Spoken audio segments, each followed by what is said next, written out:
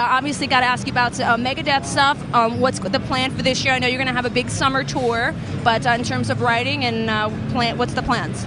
Well, believe it or not, I spent the beginning of this year with an old friend of yours named Dan Spitz, and Danny's working on some music, and he and I are really close friends, and I wanted to help him, and so that's what I've been doing over my off time.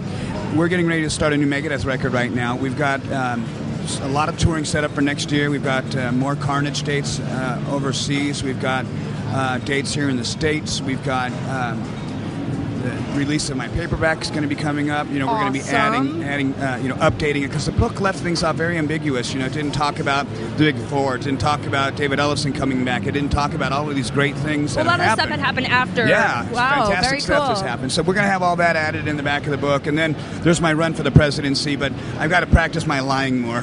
I have to tell you that one of my favorite, MTV era stuff was like you out during, political questions for, the conventions back in the day. Like, I loved watching these like suit dudes walk up to you thinking that you weren't going to ask an intelligent question. And they're like, oh. Yeah. He's not the paper boy. Was that fun for you, like doing stuff like that? It was to a degree. It was very...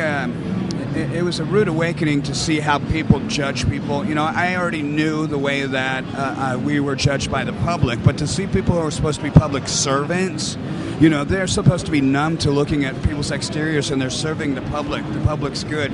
I walked up to John Kerry and Bob Kerry, interviewed both those guys for MTV, so it's on film, and we went to John and we said something to him, and he goes, TV, I don't want to interview with those guys. And I was like, whoa, I hope you were filming. Yeah. Phil Jackson did the same thing too. He didn't want to talk to us either. So, oh man, the Zen master.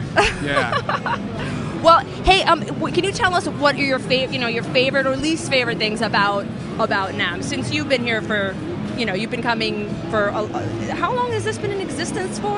The NAMM show, I think, has been around for about 300 years. No, just kidding. Probably about 30 years, maybe. Okay. So, what's like your favorite thing about coming down for this convention? Well, a lot of times you get to meet old friends, and probably the saddest thing, and this probably isn't going to make a lot of friends, but you know that movie Dinner for Schmucks? Yes. This is kind of like that. With all due respect to the people who I'm talking about.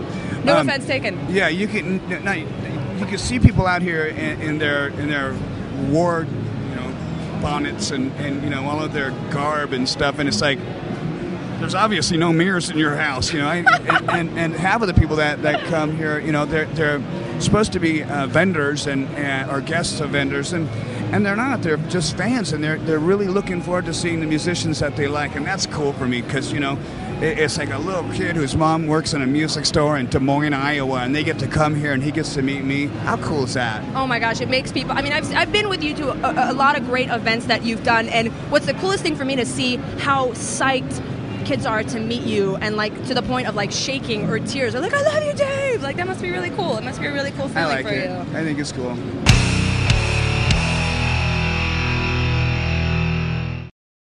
For the best new video in hard rock and metal music, just go to the music and radio section on your Sprint deck and subscribe to Revolver TV.